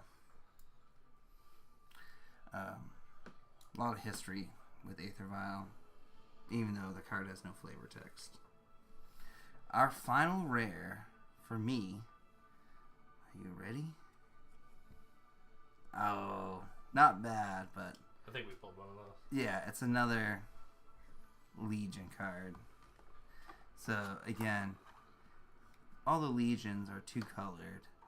They give each creature in their color spectrum a plus, and they have an extra ability. This one is 2, exile it, Exile all creatures you control at the beginning of next combat. Return those creatures to the battlefield under his control, and they gain haste to the end of turn. Just a flicker effect. It's actually not bad at all, but you need to have those enter the battlefield effects. Like when the cards Chris already pulled, when like it comes into play, you create soldiers. So this is a red-white ETB card. Still not bad. But Aether Vial, great pull, and the full art Spell Pierce, which I love the art in that one. Wait, did we already pull another Spell Pierce? Yes, you have. At another stream, right? Not a full art. Yeah. But Spell Pierce is just a great common. If you make me spill my drink, you're buying me a new one. So for last pack magic, I welcome the one and only Chris Price. And this is the last of the last of the last. What is this for cutting string? Or twine, I mean? Seat belt, because that's a glass breaker. Yeah. Gotcha. Okay. That's what I usually keep in the car. Very smart. Very smart. Alright, y'all. This is the final pack. I think we've more than made, or not more than, but we've definitely gotten close to making Al's money back, if not completely. So hopefully this is the magic pack.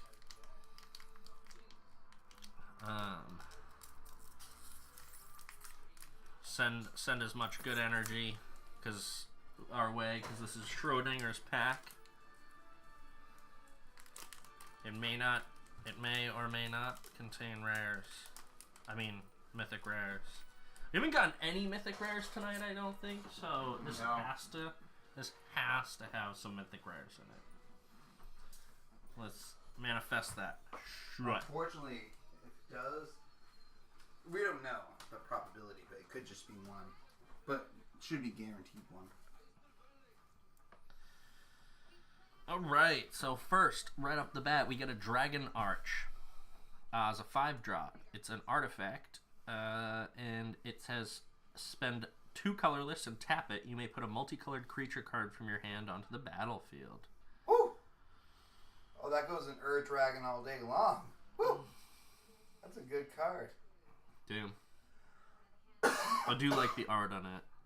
It's very cool looking. Oh, very D&D-esque. Yeah. I know, I was getting like never-ending story vibes, kind of. I don't know why. Makes you think of the, what is it, like the 2 statues that are looking at each other, or whatever. Can't like break their gaze. I forget how it works. Next one is Orzhov Pontiff. It's a 3-drop. The Sphinx. Yeah, the Sphinx. Also a really good book. If nobody's read Neverending Story, you should read it. It's very what's the word I'm like?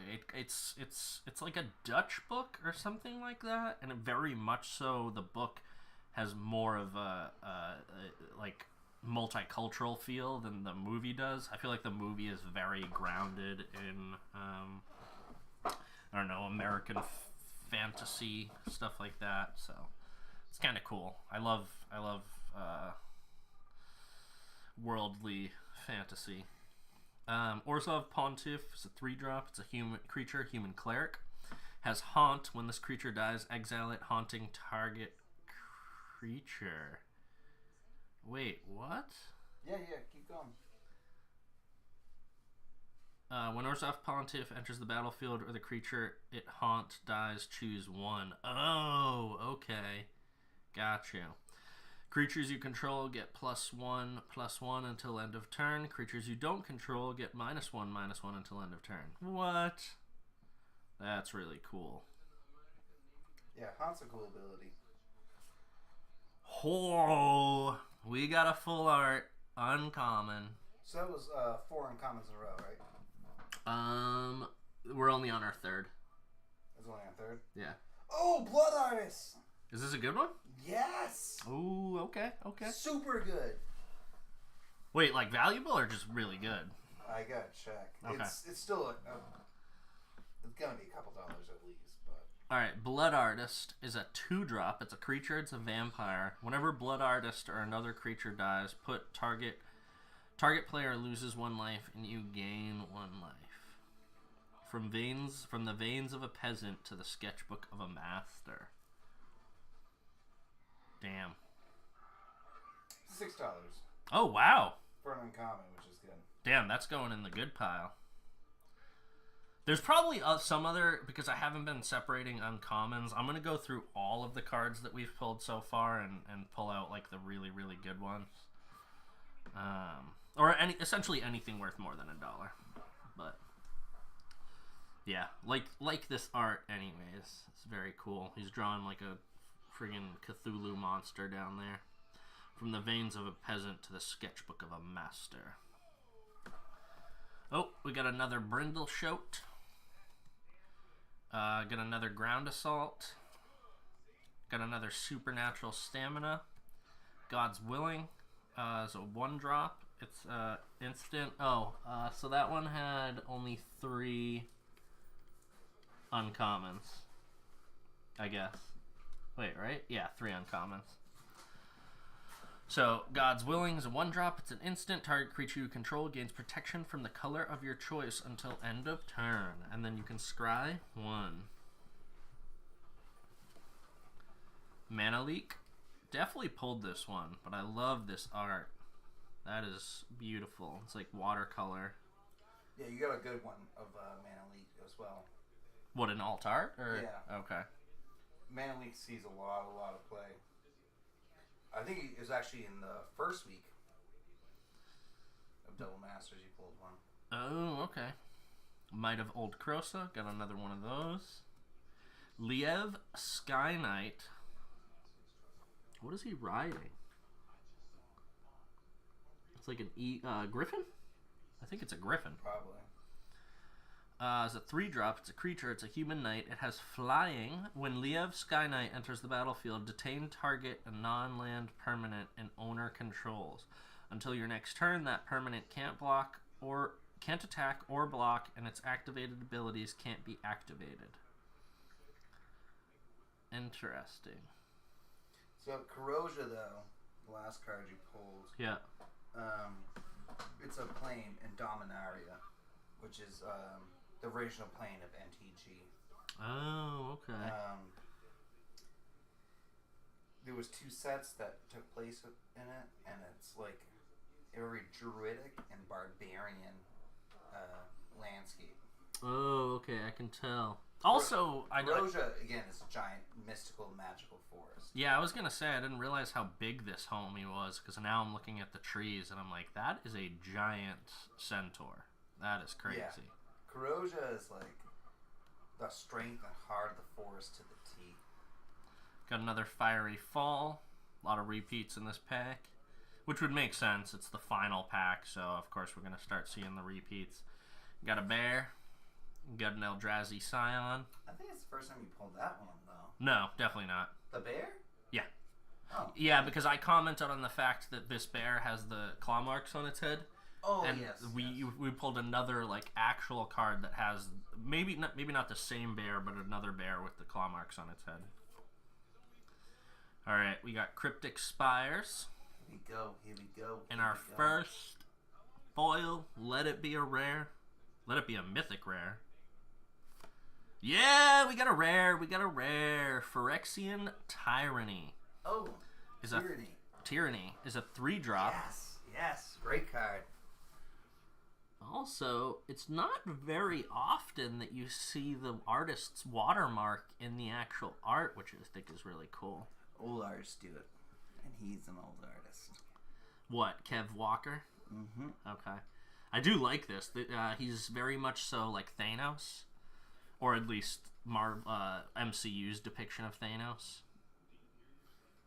Does what not have a face? He's looking down, so you can see his, like that's his eyes, and then his mouth right there, and his nose. So yes, he does have a face. He's just like looking down. He almost looks like a Warhammer character. Yeah, I can see that. A great card. So it's it's an enchantment. Whenever a player draws a card, that player loses 2 life unless they... What? Dude, Yeah. that's... Not even their second draw. It's just whenever they draw a Yes. card. Oh, but it also affects you. Yeah, it does. Interesting. Would you counteract that somehow? Or what's the benefit there? Slowing down your opponent. But also slows down you. It's tyranny. It has negative connotations, yeah. So maybe you're being more countering, and using more of your blue and red sides of it. Dude, there's a little scratch in the... What is the sticker called? That's the proof mark. Okay. You see that little notch in there? There's like a little tiny piece missing. Yeah. It's foiling, so it's gonna have imperfections. So yeah, this definitely wouldn't get a PSA 10. But sometimes people like the imperfections. Usually more misprints than that kind of thing, but... Oh, I know what this is. Fireblade Artist. So, foil. This is actually a really cool card as a foil, and I don't know if we've already pulled one, but it's just, it like, everything on this pops. What's the flavor text on that one? The flavor text is, let's find out what kind of audience you are. Festive or fearless? Festive? Fearless? Sorry, it's more of a questioning tone. I wonder if this is before there's a devil planeswalker. I can't think of his name right now. I think T-Bolt. I wonder if that's an early depiction of T-Bolt. Oh, maybe. Yeah, that's a really cool. It's just a cool looking person, whatever you want to call Foil it. for sure. Yep. All right, and our first rare. Let's be a mythic. Come on, mythic. Yeah, mythic. All right, is Warrior's Oath. Is a 2-drop. It's a sorcery. Take an extra turn after this one. At the beginning of that turn's end step. What? Yeah. You so lose the game? this card was only ever printed in one other set, which is 3 Dynasties, which is based off of Dynasty Warriors. So this is the first time this card's ever been reprint. Previously, this card was over the $100 mark. It actually might still be worth something. Let me check.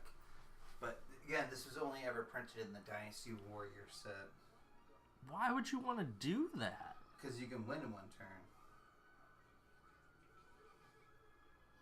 Getting an extra turn is huge.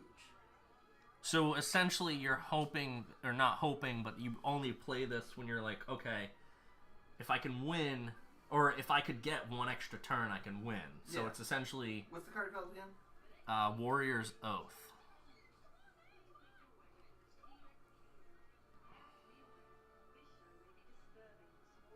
Alright, so yeah, it's gone down in price quite a bit. Why? What is it?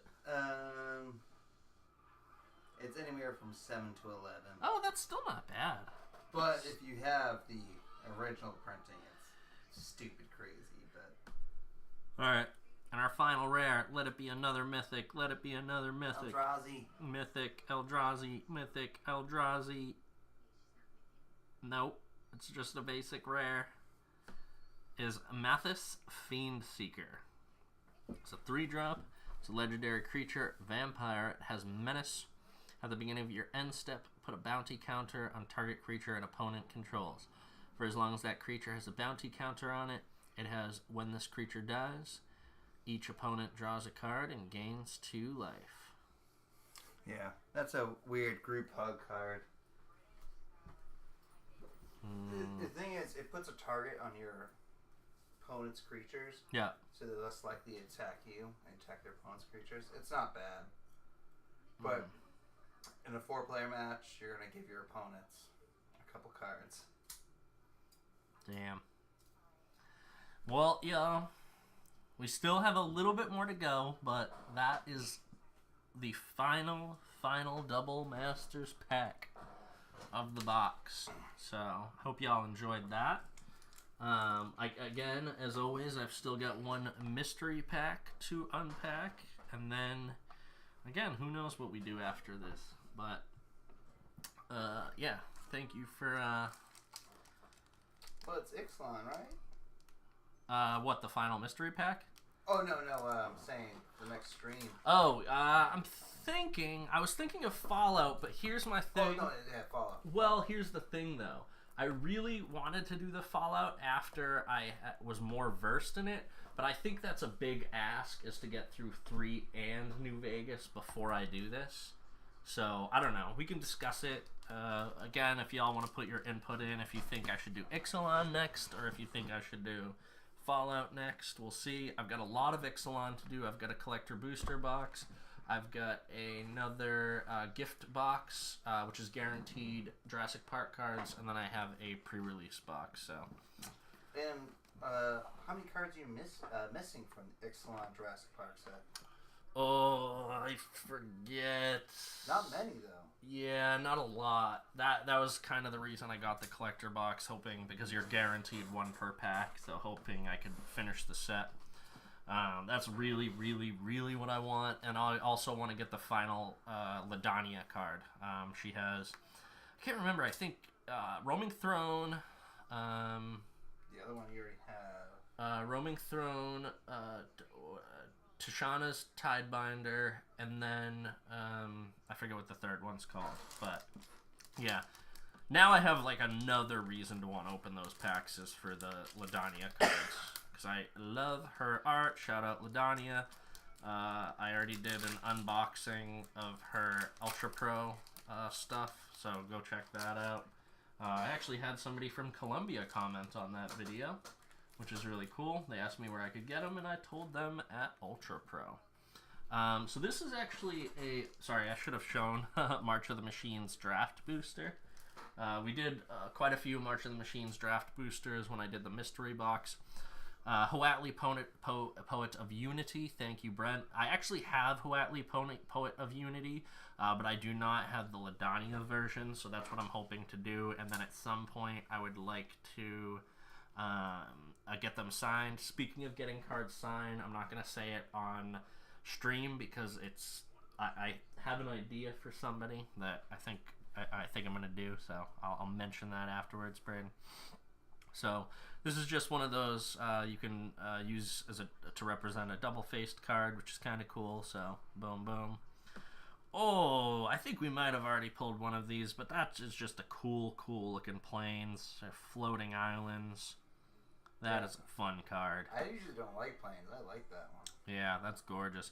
Yeah, because plains are just, I don't know, like basic white, whatever. It's grasslands. Yeah. Come on. Yeah, this one is gorgeous. You were so right, Elsa. So right. Ooh, I like this one.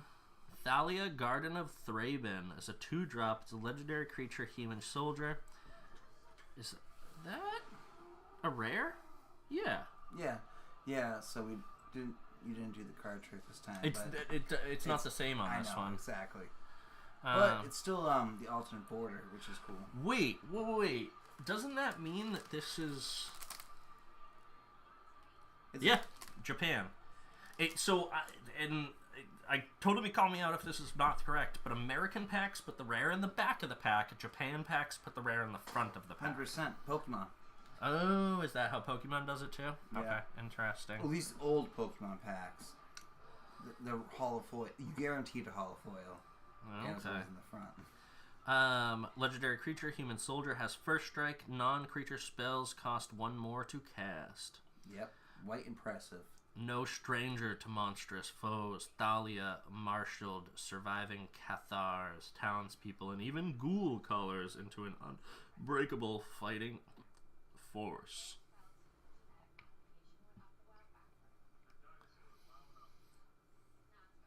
Wait.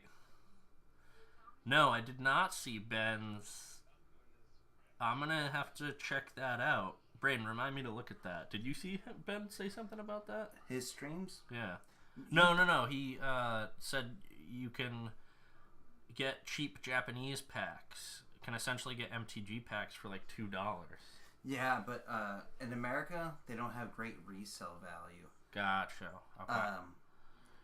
Unless the person doesn't care. Like, I don't care about foreign cards, but a lot of people do care about foreign cards. A lot of people are racist. Just kidding. Alright, this is a Battle Siege. I think we might have already pulled one of these. Invasion of Regatha. It's a 3-drop. As a siege enters, choose an opponent to protect it. You and others can attack it. When it's defeated, exile it, then cast it transformed. When Invasion of Regatha enters the battlefield, it deals 4 damage to another target player or opponent and 1 damage. So I'm assuming this is its defense? Yeah, you've already pulled like 3 or 4 of these. Okay. I think you have a hollow one. But Brent, isn't Japanese Pokemon cards not legal anymore in American tournaments? What? That would be crazy. Why would that be? I'm pretty sure. Because Japanese get a higher ratio of rares and foils. Oh, so it's like unfair. Brent's like, that's been the case forever. Yeah, that's what I thought. So we already pulled one of these. Paretic Prankster, I'm almost certain, is a 2-drop. It's Creature Devils, 3 and 1 Phyrexian, Black Phyrexian, transform Paretic Prankster, activate only as a sorcery. It's played the same prank 100 times, never noticing the flame slowly evolving. There's something coming up, though. Why? Could you see a bit of it? Glistening Goremonger, Creature Phyrexian. When Glistening Goremonger dies, each opponent sacrifices an artifact. When it realized the symbol's true, glorious meaning, it began marking every surface on Innistrad with oil-soaked claws. Nice. Yeah, I did see something. Boonbringer Valkyrie. It's a creature. I think this is another rare. Oh, this is that the... Is that a set? This is a draft booster, right? Yeah. Let's put that into the camera. So what are the symbols? Is that the March of the Machine symbol, or is this the March of the... I think this is the March of the Machine symbol. Is this the Commander symbol, or is that a list card? Yeah, that's Commander. Okay. It's Commander. Boonbringer Valkyrie is a 5-drop. It's a creature. It's an Angel Warrior. It has backup 1. When this creature enters the battlefield, put a +1/+1 counter on target creature. If that's another creature, it gains the following abilities until end of turn: Flying, First Strike, and Lifelink. And this creature already has Flying, First Strike, and Lifelink. So if you back up something, you're getting 2 creatures with Flying, First Strike, and Lifelink. That's cool. Angels love buffing each other. What did Brent say? It's unfortunate because Pokemon essentially became a money grab in America. It was much more player friendly in Japan. Which one is sick looking? The Boonbringer Valkyrie? I think this one. Or the Thalia Garden of Thraben? Thraben.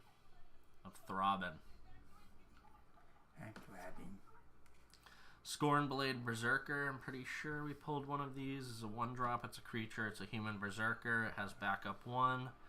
And has spend 1, sacrifice this creature, draw a card. You see how the uncommons are like toward the back of the pack? Yeah. Fearless Skald is a 5-drop. It's a creature. It's a dwarf berserker. It has backup 1. And double strike. So there's a lot of backup in this set, very clearly. Definitely. If it's not Phyrexian, pretty much has backup because everyone was just helping each other out. Sunder the Gateway is a 2-drop. It's a sorcery. Has choose 1. Destroy target non-token artifact or enchantment an opponent controls. Incubate 2. Create an incubator token with 2 +1/+1 counters on it, and spend 2, transform this artifact. It transforms into a 0/0 Phyrexian artifact creature. Yeah, Incubate was a very weird mechanic. Incubate 2, then transform an incubator token you control. Does it keep its +1/+1 counters on it after it transforms? Yes, okay. yeah. Because I was like, it would die immediately. Thank you, Elsa. Oh, Stasis Field. Great common. Stasis Field is a 2-drop. I really like this art. You know what that looks like is the the like godly beings from. It's because I just watched it, The Fifth Element. That's another movie that friggin' Bilbo is in. It's enchantment, aura, enchant creature. Enchanted creature has base power and toughness 0-2, has defender, and loses all other abilities. Is he the monk? Yes. Yeah. Dude, it just clicked. Me too. I've seen that movie 100 times. Same with Alien. I'm curious if I would have recognized it. I've seen Fifth Element way more than I've seen Alien. Yeah, I'm genuinely curious if I would have noticed it, if I wouldn't have noticed it unless Elsa said something about Alien. But yeah, Stasis Field's a great card because not only does it make a creature 0-2, it gives them defender and they lose all abilities. So they can't even attack you. They can only block with a 0-2. Can't tap for mana. Can't tap for anything else. Stasis Field, classic card. It's also just a sick creature. That's just like, such a cool. What's its Old glitches in Mage Ring function become critical tools in Vryn's defense. Yeah, Vryn, great commander, great legendary creature, and yeah, that's a flavorful card. That is cool. Flywheel Racer. That's definitely a motorcycle, but like I almost said cyberpunk, but that is absolutely 100% not. It's steampunk, aetherpunk. Yeah, like a futuristic kind of like clean steampunk kind of thing. Flywheel Racer is a 2-drop. It's an artifact vehicle. It has vigilance. It also has tap to add 1 mana of any color. Activate only if Flywheel is a creature. Crew 1, tap any number of creatures you control with total power 1 or more. This vehicle becomes an artifact creature until end of turn. So it's cool. So like you put a creature in to pilot it. It attacks. It doesn't tap when attacking. And then post combat, you get a mana. Why does it say tap any number of creatures? Why wouldn't you just tap one? Like, why would you? Because that's what one? just crew's general ability is. Okay. So it's a crew is tapping a number of creatures, and it's crew 1, so you don't have to tap 1. Okay. If it was crew 5, you tap like 3 creatures, as long as it adds up to a total of 5, or 2 creatures to 5, or 1 creature to 5. Again, this is Kaladesh, which is this crazy kind of steampunk, aether-powered magic realm. This is the set after it came out. They invented charge counters, and then they fired the entire development team because it was such a failure. Oh, I remember people talking about that. Yeah. I thought it was a cool set. I really liked it. Some really good cards came out of it, but it is what it is. Elsa, I have not seen Garden State in so long. It was like my favorite movie as a teenager, so I don't remember that, but I 100% trust you. Apparently Zach Braff's dad in Garden State is also... Oh, do you mind moving the coffee to the other side? Do it. Oh my god. That's terrible. I just don't want it next to my PS5. Should I put it in the kitchen? No, you can put it down like right here. I'll probably finish it quick. There's nothing in it. Alright. Alright, cool. Next up to bat, we've got Portent Tracker. So Portent Tracker is a 2-drop. It's a creature. It's a satyr. That's the word I was trying to think of. Not a fawn, a satyr. Yeah. Creature Satyr Scout is a tap to untap target land, or tap to choose target battle. If an opponent protects it, remove a defense counter from it. Otherwise, put a defense counter on it. Activate only as a sorcery. In the days before the invasion, the symbol of the perpetrator appeared in strange places all across the multiverse. But are satyrs and fawns similar creatures? Because Elsa said satyrs are Greek and fawns are Roman. So the thing is, Theros, the set that this card comes out of, because this, like, also notice the Phyrexian. I was literally about to say, is that a Phyrexian friggin'? Yeah, that's cool. So Theros is based off both Greek and Roman, more so Roman, but still it's like just their Greek and Roman set. So there's satyrs, there is fawns, I believe, but satyrs are the traditional, like, just goat people. Gotcha. Yeah, that's really and cool. they're never ever too powerful, and they always have to do with mana. Portent Tracker. Oh, this is cool. This is like a freaky bunny creature. It's a fungus rabbit. Yeah. Placid Rottentail. Wait, what is it? Peter Cottontail? That's great. That's great. What's Kardashev? Oh, who is Kardashev? Alex's character. He's a rabbit with a giant ear on his back. Alex Holmes. Yeah. Okay. Yeah, sorry. Yeah, 2 Alexes. Yeah, but I know we call the other Alex Al, and also I should have remembered because we always call him Cardi B. And I like to call him Big Ear. Placid Rottentail is a 1-drop. Oh, wow. So then it literally is Alex's character. That's great. It's a creature. It's a fungus rabbit. Has vigilance.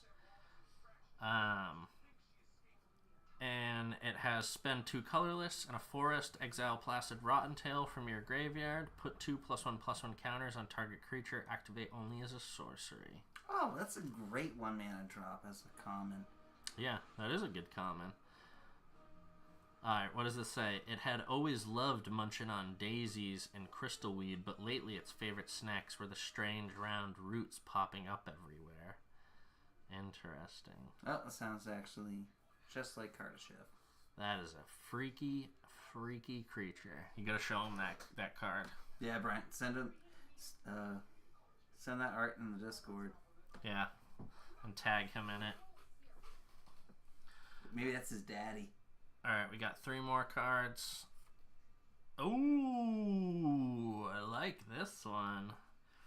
Makes me think of the Beatles from Neverending Story 2. We got Aki Scrap Chomper. It's got a what's the big nose? Come on! Big nose from William Shakespeare. Cyrano. Cyrano de Bergerac. Yeah, that's definitely Cyrano right there. It is a creature. It's a Phyrexian goblin. Interesting. Yep. Interesting. Has spend a colorless in a mountain and tap it, sacrifice an artifact or land, and draw a card. The Furnace Host found great value in the chaotic ingenuity of Kamigawa's Akai and allowed willing converts to experiment, quote-unquote, however they saw fit. Really, really like the art on this one. Yeah, so the Akai are Kamigawa's version of goblins. And it's unfortunate that Urbrask, he's the red Phyrexian leader of the Furnace, decided to experiment on them. But I like how many 1-drops you got in this pack. It's pretty interesting. Yeah. Again, that might be the theme. Because there's usually a theme. It'd be a good sealed draft instead of a draft pass. Oh, true. Is that the distinction when it's like you don't pass it? Yeah, sealed. You get what you get. Okay. You get what you get and you don't get upset. This is... that is a cool creature. Phyrexian Fox? Yeah, an Etched Familiar is a 3-drop. It's an artifact creature, Phyrexian Fox. When Etched Familiar dies, each opponent loses 2 life and you gain 2 life. Oh, nice. Yeah, that's pretty good. Especially for a common. And it's a 3/2. Yeah. You know, you could ask for better, but from a common, not much more. Yeah. That is a cool looking creature. I gotta look at it a little closer. Does it have multiple? Oh, it has 1 tail. I thought it had multiple tails. But I think it's huge. Look at the spine. The back goes all the way back here. It's pretty much like a dragon. It's like a dragon fox kind of. It's a Falcor. It's a Phyrexian Falcor. Well, it's a Phyrexian Fox. Again, it's a mecha fox. It's metal fox. That is cool. Gives me some Shredder vibes, honestly. Yeah. Alright, our last card is an Onake Javelinier. Is this also a Kamigawa thing? It has to be. If you use an Onake. Onike Javelineer is a creature. It's an ogre spirit. It's a 5-drop. It has reach. It has tap. Onike Javelineer deals 2 damage to target player or battle. With the ways between worlds thrown open, the chain veils foul magic seeped from a vault deep within Ravnica all the way to Chandelar's Dormant Masters. So, I just want to point out, like, the fact that this says deals 2 damage to target player or battle. That's I think been the coolest thing about opening all these packs, especially the Double Masters, is now I know all these abilities and, like, mechanics and stuff that I've never seen before. So. Well, you've opened a lot of the Marching Machine. Yeah. And then that's like the only set of battles. Got you. But you pulled a lot of battles. I think you get a battle in every Marching Machine. Oh, I wonder if that's the how that works. So what do you think the best card you pulled tonight is? Oh, so gotta go through. It's definitely gonna be one of the rares. Hydroid Race is good. Aether Vial is good. It's gonna be hard to say. It might be Muldrifter. I really like this guy. So what's your favorite and what do you think is the most valuable? Well, just based on what you said, probably I'd say the most valuable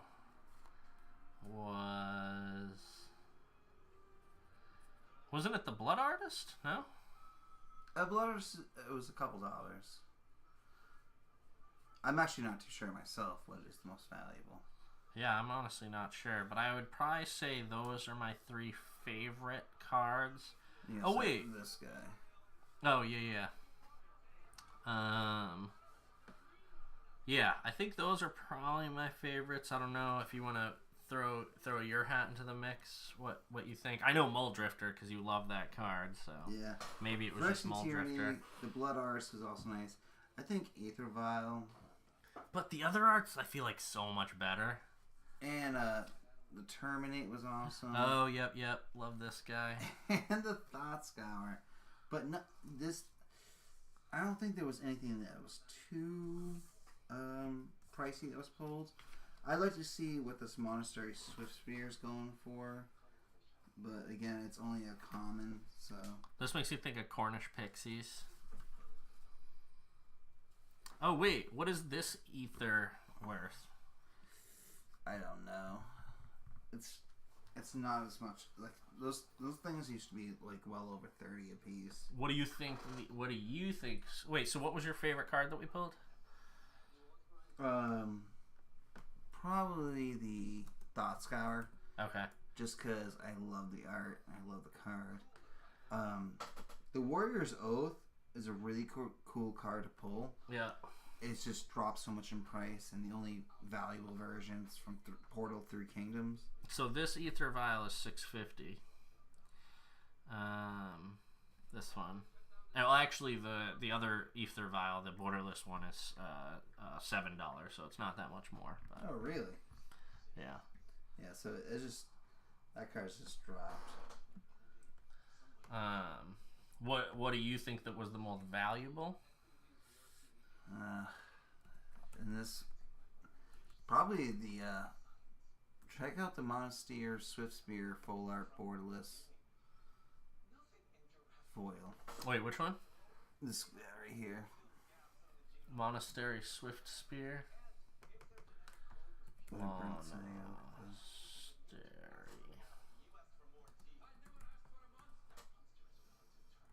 Oh, there's a secret lair of it. Yeah, Brian, I really like the Lightning Bolt as well. Nope, only 46 cents.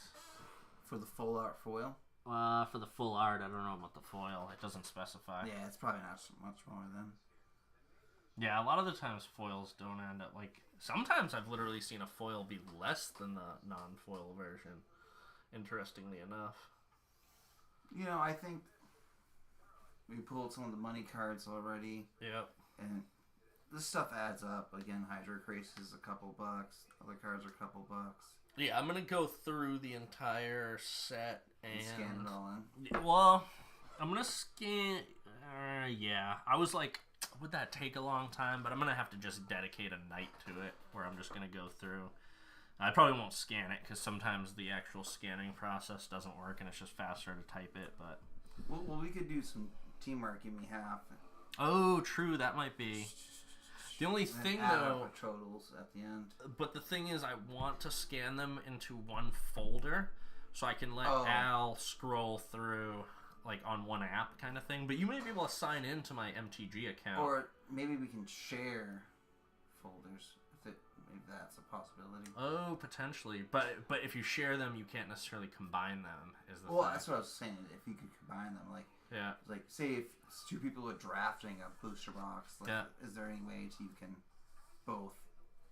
No. I'll look into it. Again, that might be a fun little project for. Maybe we could even do it at Al's one night. We could split it 3 ways. Oh no, we mixed in one of my cards with the double masters. All right, y'all. That is all we've got. Again, for tonight, but also for the double masters entirely. We got an empty box here. I'd say we did pretty well. No, like, crazy money cards, but probably, what would you say the best thing we pulled would be the Dockside Extortioner? Yeah, Dockside for sure. Okay. Which, that was a really cool one. Again, I cannot for the life of me remember why I know that card already, but you said you own one, Brandon? Oh, yeah. Okay. Oh, yeah. Gotcha. And it's a red staple. You'll see it in every red deck. I may have seen it already, but yeah, y'all, that is all we got. Again, if you want to throw your votes in before the stream ends on what I should do next, if you want to either say Fallout or Ixalan, because that's what I got. So, yeah, let me know in the comments what you think I should do next. And yeah, that'll be my. All right, Elsa says Fallout. What do you think, Brent? You thinking Fallout or Ixalan? Again, we got more Jurassic Park cards, but again, the only not downside, but to doing Fallout is I don't know a lot of the lore from 3 and New Vegas, but it could be a fun. I know you enjoyed Ixa, so Braden, what's your vote? Fallout or Ixalan? You can be the tiebreaker. Are you just gonna flip a coin? Because I love both, and I want to see you pull the Ixalan. Okay, all right. Because I want to see you fulfill your collection. Yeah, all right. Sorry, Elsa, you got outvoted. Ixalan, yes, Ixalan is dinosaurs. Ixalan is dinosaurs, pirates, mermaids, fungus creatures, vampires, angels, goblins. Yeah, it's got a little bit of everything in it. Okay, never mind. Then everybody voted Ixalan across the board, so we're gonna do Ixalan, and we will save Fallout for another day. But Ixalan will be fun. I just don't know what order to do it in. Maybe I should start with the pre-release. Start in order of like rarity. Go pre-release, gift box, then collector box. So yeah, that's a great idea. Okay, so I think the next thing we will be doing is this Ixalan collector box or pre-release box, which is really cool because you get a dated or year stamped. I think it's a foil, maybe. Auto foil. Yep. The thing is, I just know you want to work on your dinosaur EDH deck. Yeah, that's the other big reason is I really want to, because I've got all of my decks right now are precons, so I would love to have a deck that I built myself, which I think would be really cool. So yeah, it sounds like unequivocally we're going to be doing the Ixalan next time, so that will probably be maybe next Monday, Tuesday, but yeah, that is all we got for tonight. Braden, you want to say bye, Braden? Good night, everybody. I'll see you soon. All right. Love you, Brent. Love you, Elsa. Y'all have a wonderful night. I will be seeing Brent. I'll probably see you on Thursday. Elsa, I'll see you tomorrow. And yeah, everyone have a wonderful night. And thank you so much for hanging out.